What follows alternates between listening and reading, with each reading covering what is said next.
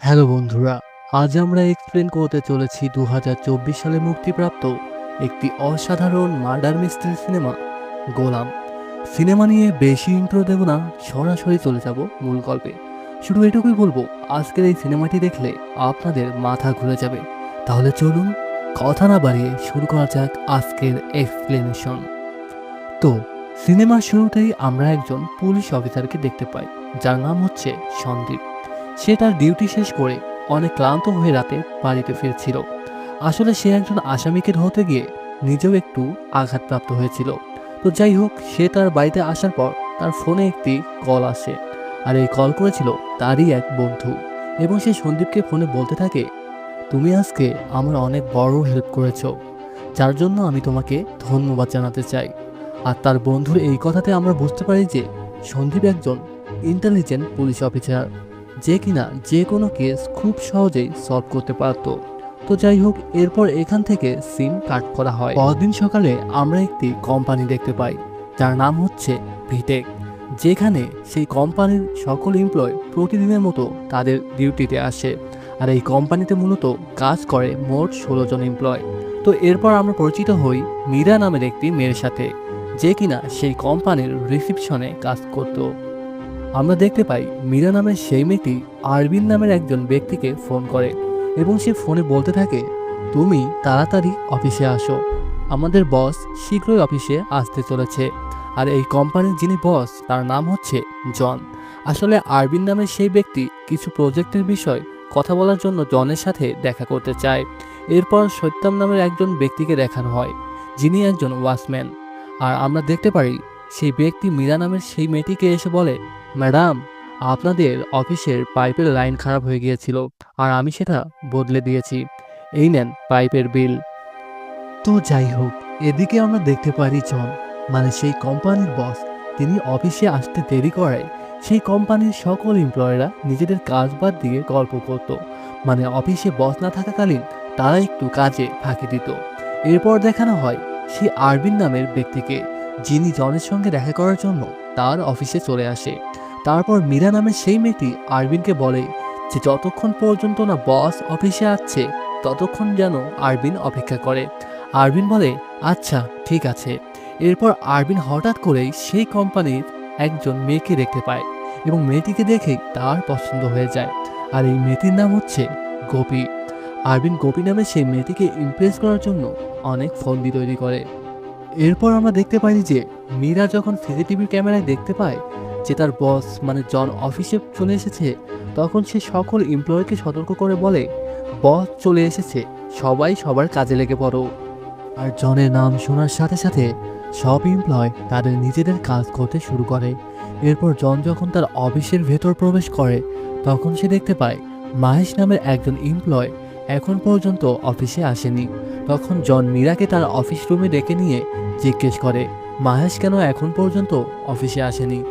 এবং আমরা মীরাকে বলতে শুনি, সে বলে যে স্যার, আজ কেন জানি মাহেশের আসতে দেরি হচ্ছে, আমার মনে হয় এক্ষুনি চলে আসবে। এদিকে আমরা দেখতে পাই মাহেশ সাইকেলে করে তার অফিসে চলে এসেছে, এবং তখনই মাহেশের ফোনে তার মায়ের একটি কল আসে, এবং সে অফিসের বাইরেই তার মায়ের সাথে কথা বলতে থাকে। এদিকে মীরা আরবিনকে সাথে নিয়ে অফিসের ম্যানেজার রাজীবের কাছে আসে, এবং মীরা রাজীবকে বলে যে বস বলেছে তুমি আরবিনকে সাথে নিয়ে মিটিং রুমে প্রজেক্টের বিষয়ে কথা বলো। আর বস কিছুক্ষণ পর মিটিং রুমে চলে আসবে। তারপর রাজীব এবং আরবিন মিটিংয়ের জন্য মিটিং রুমে চলে যায়। তো যাই হোক, এরপর যখন দুপুরে লাঞ্চের সময় হয়, তখন আমরা দেখি যে অ্যালবার্ট, গোপী আর সাগর তারা চা খাওয়ার জন্য অফিসের বাইরে আসে। এদিকে আবার শান্তি নামের একজন মহিলা অফিসের সকল এমপ্লয়কে কফি দিচ্ছিল, কিন্তু জন নিজের কফি নিজেই বানিয়ে খেত। জন যখন তার কফি বানাতে চায়, তখন কফি মেশিনে কিছু প্রবলেম দেখা দেয়, এবং মেশিন থেকে কফি ছিটকে জনের শার্টের উপর পড়ে যায়। আর জন তার শার্ট সাফ করার জন্য ওয়াশরুমে চলে যায়। আর শান্তি নামের সেই মহিলাটি সবাইকে কফি দেওয়ার পর সে পরিষ্কার করার কাজে আবার লেগে পড়ে। এর কিছুক্ষণ পর আমরা দেখতে পারি আরবিন আর রাজীব মিটিং রুমে অনেকক্ষণ ধরে অপেক্ষা করছিল জনের জন্য। অনেকক্ষণ হয়ে যাওয়ার পরেও যখন জন মিটিং রুমে আসছিল না, তখন রাজীব মিটিং রুম থেকে বেরিয়ে একজন এমপ্লয়িকে জিজ্ঞেস করে, স্যার কোথায়। তখন সে জানতে পারে যে জন ওয়াশরুমে গেছে। তখন রাজীব জনের জন্য ওয়াশরুমের বাইরেই অপেক্ষা করতে থাকে, কিন্তু অনেকক্ষণ হয়ে যাওয়ার পরেও যখন ওয়াশরুম থেকে জন বের হয় না, তখন রাজীবের কাছে বিষয়টি সন্দেহজনক মনে হলে সে অনেক ডাকাডাকি করে এবং ওয়াশরুমের দরজা খোলার চেষ্টা করে।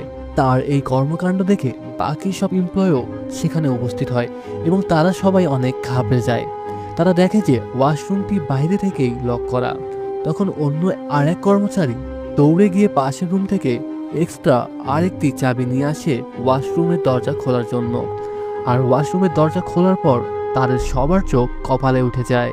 তারা দেখতে পায় যে সেখানে জনের লাশ পড়ে আছে। এটা দেখে তারা সবাই অনেক ভয় পেয়ে যায়। আর এদিকে আমরা দেখতে পারি জনের মাথা থেকে অনেক রক্তক্ষরণ হচ্ছিল। এরপর সেখানকার সব এমপ্লয়িরা পুলিশকে খবর দেয়।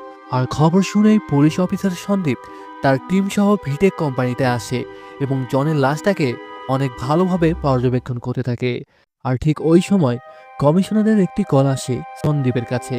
আর তিনি ফোনে সন্দীপকে এটা বলে যেমন করে হোক খুব দ্রুত জনের খুনিকে যেন সে বের করে। তারপর এক অফিসার সন্দীপকে বলে যে স্যার, আমার মনে হয় ফ্লোরে পড়েই জনের মৃত্যু হয়েছে। কিন্তু সন্দীপের কাছে বিষয়টি খটকা লাগে। তো এরপর জনের বডিটি পোস্টমর্টমের জন্য পাঠানো হয়।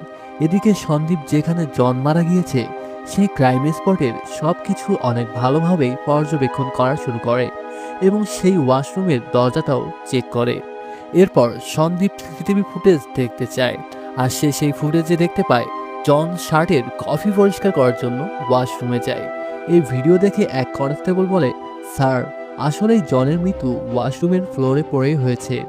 আমার মনে হয় ওয়াশরুমের ভিতর হয়তো জনের পা স্লিপ করায় পড়ে গিয়ে মাথায় খুব জোরে আঘাত পায়, যার কারণে তার মৃত্যু হয়। কিন্তু সন্দীপের মনে এখনো খটকা লেগেই রয়েছে। তার কাছে এটা কোনো দুর্ঘটনা নয়। তার কাছে মনে হচ্ছে জনকে কেউ প্ল্যান করেই মার্ডার করেছে। এরপর আমরা দেখি যে সন্দীপ জনের বিষয়ে সকল ইনফরমেশন জোগাড় করতে শুরু করে।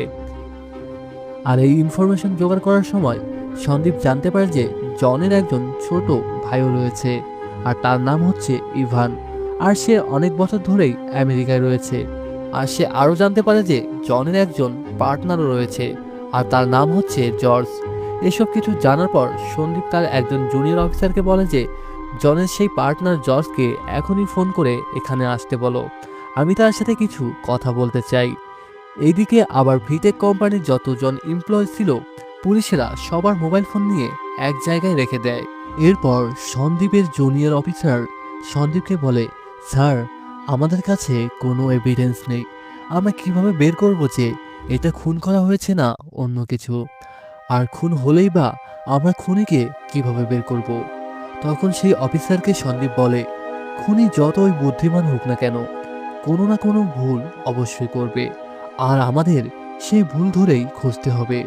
এদিকে আবার সেই আরভিন, মানে যে জনের সাথে কিছু প্রজেক্টের বিষয়ে কথা বলার জন্য এসেছিল, সে সন্দীপের কাছে এসে বলে, স্যার, আমি এই কোম্পানিতে কিছু প্রজেক্টের বিষয়ে জনের সাথে কথা বলতে এসেছিলাম, কিন্তু স্যার আমার অনেক গুরুত্বপূর্ণ কাজ আছে। স্যার, কিছু মনে না করলে আমি কি এখান থেকে এখন যেতে পারি? তখন আমরা সন্দীপকে বলতে শুনি, সে বলে, যতক্ষণ পর্যন্ত না এর সত্যতা যাচাই হচ্ছে ততক্ষণ এখান থেকে কেউ কোথাও যেতে পারবেন না। আর এরপর সন্দীপ কোম্পানির সকল এমপ্লয়িকে একসাথে করে জিজ্ঞেস করে যে জন যখন ওয়াশরুমের ভেতরে গিয়েছিল তখন কি কেউ কোনো আওয়াজ শুনেছেন? তখন মীরা নামের সেই মেয়েটি সন্দীপকে বলে, স্যার, ওই সময় শান্তি, মানে ওই কাজের মহিলাটা ক্লিন মেশিন দিয়ে ফ্লোর ক্লিন করছিল, যার কারণে আমরা কোনো আওয়াজ শুনতে পাইনি। তারপর সন্দীপ সেই কোম্পানির সিকিউরিটি গার্ডের কাছে যায় এবং তার কাছে গিয়ে সে জিজ্ঞেস করে, যখন জন ওয়াশরুমে গিয়েছিল তখন তুমি কি করছিলে? তখন সেই সিকিউরিটি গার্ড বলে, স্যার, ওই সময় আমি একটু কাজে বাইরে গিয়েছিলাম। এরপর সন্দীপ শান্তি নামের সেই কাজের মহিলাটাকে জিজ্ঞেস করে যে তুমি কতদিন ধরে এখানে কাজ করতেছো আর আমাদেরকে এটা বলো জনের ব্যবহার কেমন ছিল। তখন শান্তি বলে, জন স্যার অনেক ভালো একজন মানুষ ছিল। সে সবসময় অন্যদের সাহায্য করত এবং অফিসের সকল এমপ্লয়ের সাথে তিনি অনেক ভালো ব্যবহার করত। এরপর এক এক করে অফিসের সকল এমপ্লয়কে জনের ব্যাপারে জিজ্ঞাসাবাদ করতে থাকে কিন্তু জিজ্ঞাসাবাদের পরেও কোনো এভিডেন্স মেলে না। কিন্তু এরপর সতী নামের এক এমপ্লয়ের ব্যাগ থেকে একটি ঘুমের ওষুধের পট পাওয়া যায়। তখন সন্দীপ সেই এমপ্লয়কে দেখে জিজ্ঞেস করে, তুমি এই ঘুমের ওষুধ কেন খাও, আর এই ওষুধ তুমি কোথা থেকে নিয়েছো? তখন সতী বলে, স্যার, এই ওষুধ মেডিকেল থেকে আমি নিয়েছি। অনেকদিন ধরে আমার ঠিক মতো ঘুম হয় না, তাই আমি এই ওষুধ খেয়ে ঘুমাই। তখন তার কথা শুনে সন্দীপের সন্দেহ হওয়া শুরু হয়। সে এটা ভাবে যে কোনো ডাক্তারের পরামর্শ ছাড়া এই ওষুধ এই মেয়ের কাছে এলো কিভাবে। কেননা যতক্ষণ পর্যন্ত কোনো ডাক্তার প্রেসক্রিপশন না করে দেয় ততক্ষণ পর্যন্ত কোনো মেডিকেল এই ওষুধ কোনো কাস্টমারকে দেয় না। তারপর সন্দীপ তার টিমকে বলে যে যেভাবেই হোক এই মেডিকেলের সকল ইনফরমেশন আমার চাই। এরপর আবমোহন নামের একজন এমপ্লয় সন্দীপকে বলে যে স্যার, এক সপ্তাহ আগে জন স্যারের বিভেশ নামের একজন এমপ্লয়ের সাথে একটু ঝামেলা হয় এবং জন স্যার ওই এমপ্লয়ের উপর অনেক রাগারাগি করে। এরপর যখন বিভেশকে ডেকে পাঠানো হয় তখন সে সন্দীপকে বলে যে স্যার, সেই দিন স্যারের উপর আমার অনেক রাগ হয়েছিল, কিন্তু আমি তাকে মারিনি। তারপর সন্দীপ সাগর নামের এক এমপ্লয়ের হাতে একটি আঙ্গুলে কাটা দাগ দেখতে পায়। তখন সে তাকে জিজ্ঞেস করে, তোমার আঙ্গুল কিভাবে কাটলো? তখন সে সন্দীপকে বলে, আসলে স্যার, আমার কাজ করার যে ডেস্ক রয়েছে সেটা একটু ভাঙ্গা, আর সেখানে আমার আঙ্গুল লেগে কেটে গিয়েছে। আর এই কথা শুনে অফিসার সাগরের সেই ডেস্ক চেক করার জন্য যায়, আর গিয়ে দেখে যে সত্যি সত্যি সাগরের সেই ডেস্কটা ভাঙ্গা ছিল। এত কিছু করার পরেও যখন কোনো ইনফরমেশন মেলে না, তখন হঠাৎ করে এক পুলিশ অফিসারের নজর আরবিনের দিকে যায়, আর তিনি দেখতে পারে যে আরবিনের ভাবমূর্তি একটু ভিন্ন রকম। যখন পুলিশ অফিসার আরবিনের কাছে যায় এবং তার ব্যাগ চেক করতে চায়, তখন আরবিন তার ব্যাগ নিয়ে দৌড়ে পালানোর চেষ্টা করে, কিন্তু সে পালাতে পারে না। পুলিশ তাকে ধরে নেয়। এরপর পুলিশ যখন তার ব্যাগ চেক করে তখন তারা ব্যাগের ভেতর থেকে অনেকগুলো গাঁজা পায়। তখন সন্দীপ বলে, তুমি এই নেশাদ্রব্য কোথা থেকে নিয়ে এসেছো? তখন সে বলে, স্যার, আমি এইসব নেশাদ্রব্যের সাপ্লাইয়ের কাজ করি, কিন্তু স্যার বিশ্বাস করেন আমি জনকে মারিনি। কিন্তু তারপরেও আরভিনকে পুলিশ অ্যারেস্ট করে নেয়। একটু পর জনের সেই পার্টনার জর্জ সেখানে উপস্থিত হয়। তখন সন্দীপ জনের বিষয় জজের কাছে জানতে চায়। তখন জজ বলে যে জন একজন ভালো মানুষ ছিলেন, আর আমি যতটুকু জানি তার কোনো শত্রু ছিল না। তারপর জর্জের সাথে জিজ্ঞাসাবাদের পর সন্দীপ জর্জকে ছেড়ে দেয়। এসব কিছুর পর সন্দীপ অনেক বড় চিন্তায় পড়ে যায়। সে ভাবে যে এখানে কোনো এভিডেন্স পাওয়া যাচ্ছে না, সেখানে সে খুনিকে কিভাবে ধরবে। আর ঠিক ওই সময় সন্দীপ একটি ব্ল্যাক কালারের কারের উপর চকলেটের মতো ছবি আঁকা দেখতে পারে। এটা দেখে সন্দীপ ভাবে হয়তোবা যে জনকে খুন করেছে সেই এই ছবিটি এঁকেছে। এরপর সন্দীপ আবারও অফিসের সকল এমপ্লয়কে জিজ্ঞেস করে বাহিরে ওই ব্ল্যাক কালারের কারটি কার। তখন স্প্রুন নামের একজন এমপ্লয় বলে, স্যার, ওই গাড়িটা আমার। তখন সন্দীপ তাকে জিজ্ঞেস করে, তোমার গাড়িতে চকলেটের ছবি এঁকেছে কে? তখন সে বলে, স্যার, ওই ছবিটা আমার ছেলেই এঁকেছে। এরপর সন্দীপ সব এমপ্লয়ের ফোন চেক করতে শুরু করে।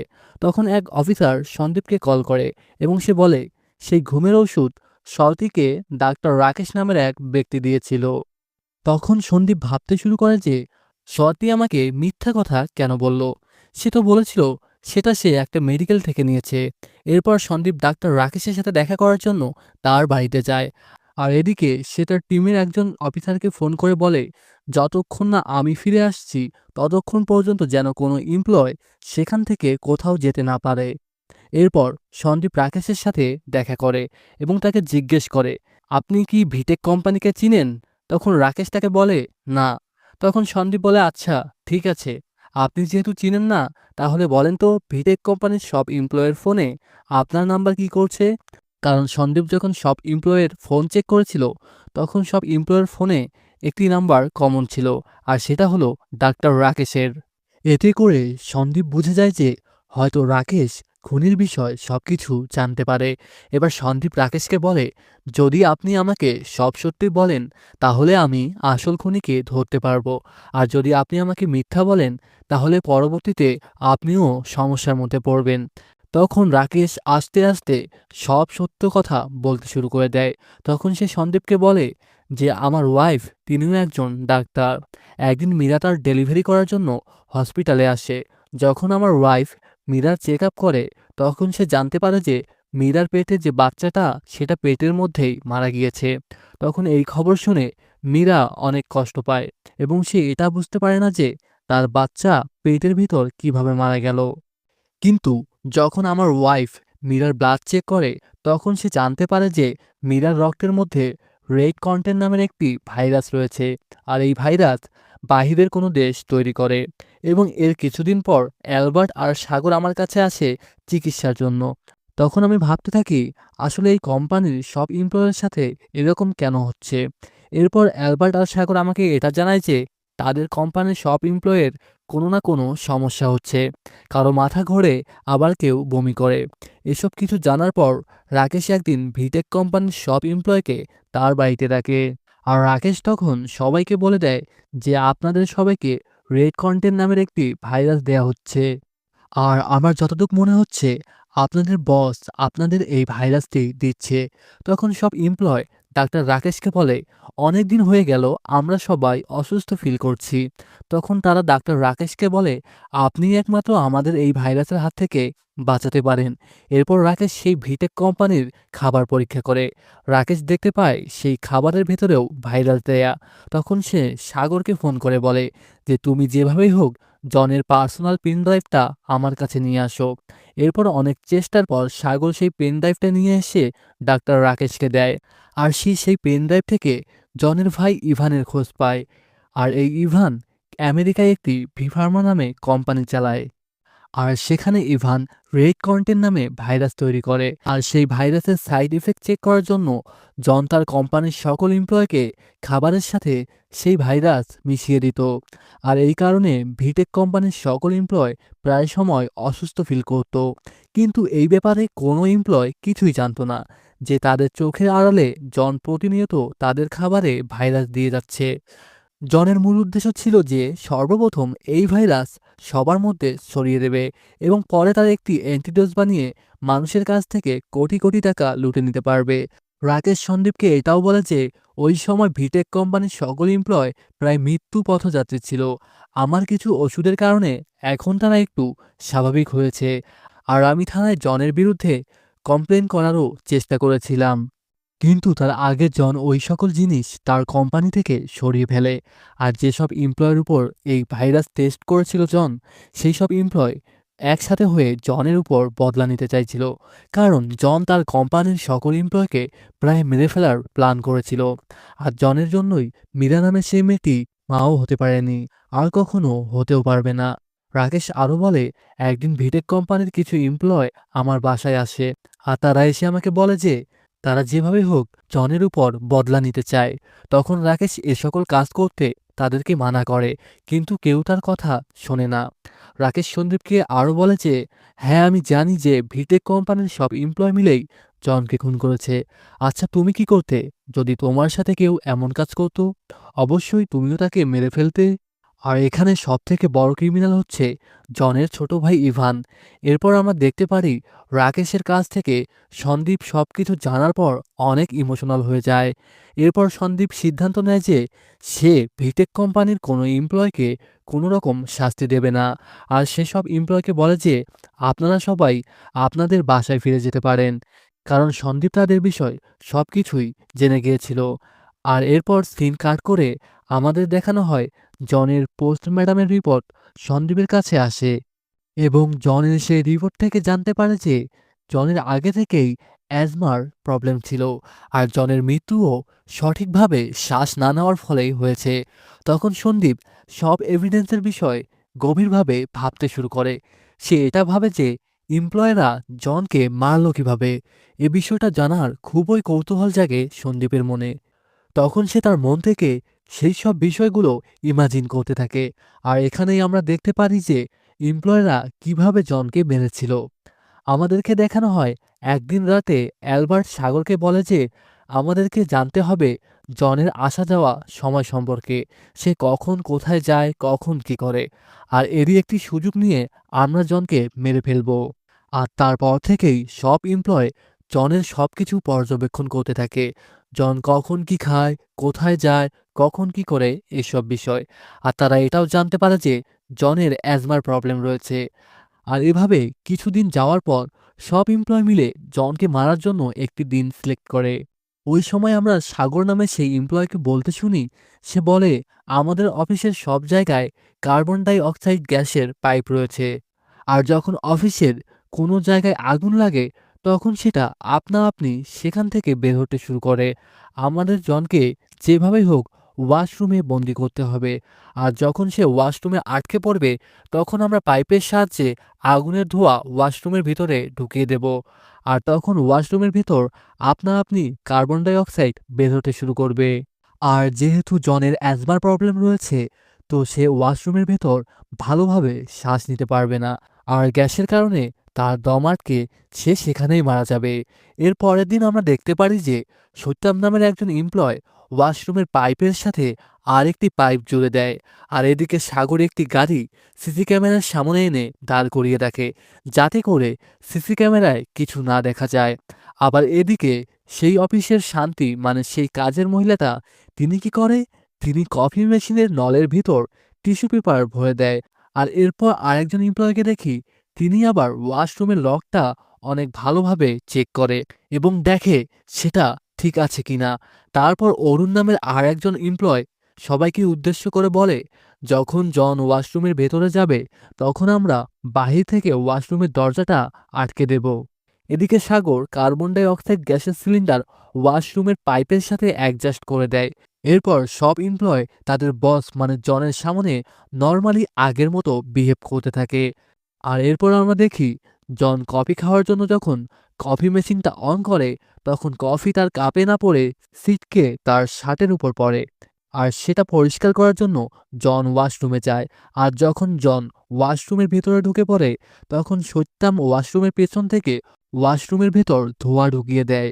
আর যখন ধোঁয়া বেশি হয়ে যায় তখন carbon die oxide gas automatic বের হতে শুরু করে। যেহেতু জনের অ্যাজমার প্রবলেম ছিল তাই তার শ্বাস নিতে অনেক কষ্ট হয়। আর যখন সে ওয়াশরুম থেকে বের হতে ধরে তখন সে দেখতে পায় ওয়াশরুমের দরজা বাহির থেকে লক করে দেয়া এবং সে ওয়াশরুমেই ফেঁসে যায়। আর তার অ্যাজমা থাকায় সে ঠিকমতো শ্বাস নিতেও পারে না এবং সেখানেই দম আটকে তার মৃত্যু হয়। আর যখন এমপ্লয়িরা জানতে পারে যে জন মারা গিয়েছে তখন তারা সবকিছু আবার আগের মতো স্বাভাবিক করে দেয়, যাতে করে কেউ তাদের সন্দেহ না করতে পারে। তবে এসব প্ল্যানের বিষয় রাজীব কিছুই জানত না। তাই সে যখন জনকে ডাকার জন্য ওয়াশরুমে যায় তখন গিয়ে সে দেখতে পারে জনের লাশ পড়ে আছে। আর সব এমপ্লয় এমন অভিনয় করে যেন তারা কিছুই জানে না। তো এরপর পুলিশ অফিসার সন্দীপ অনেক চেষ্টার পর যখন জানতে পারে যে জনের মৃত্যুর পেছনের রহস্য, তখন আমরা দেখি পরের দিন সন্দীপ কমিশনারকে গিয়ে বলে, স্যার, আমাদের কাছে জনের পোস্টমর্টমের রিপোর্ট এসেছে। রিপোর্টে এটা লেখা যে জন পড়ে গিয়ে অতিরিক্ত পরিমাণ মাথায় আঘাত পাওয়ার কারণেই তার মৃত্যু হয়েছে। কারণ সন্দীপ চাইছিল যে কোম্পানির এমপ্লয়িরা যেন কখনো কোনো রকম দোষীভুক্ত না হয়। কারণ সন্দীপ চাইছিল যে কোম্পানির এমপ্লয়িরা যেন দোষীভুক্ত না হয়। আর সন্দীপ মনে মনে এটাও প্রতিজ্ঞা করে যে সে জনের ভাই ইভানকে আইনের আওতায় নিয়ে এসে কঠিন শাস্তি দেবে। কারণ ইভানই এই ভাইরাসটি তার ভাইকে দিয়েছিল টেস্ট করার জন্য। এরপর আমাদের দেখানো হয় সন্দীপ ভিফার্মার কোম্পানির সম্পর্কে ইনফরমেশন বের করার জন্য কাজে লেগে পড়ে এবং সে তার সব ডিটেলস বের করে।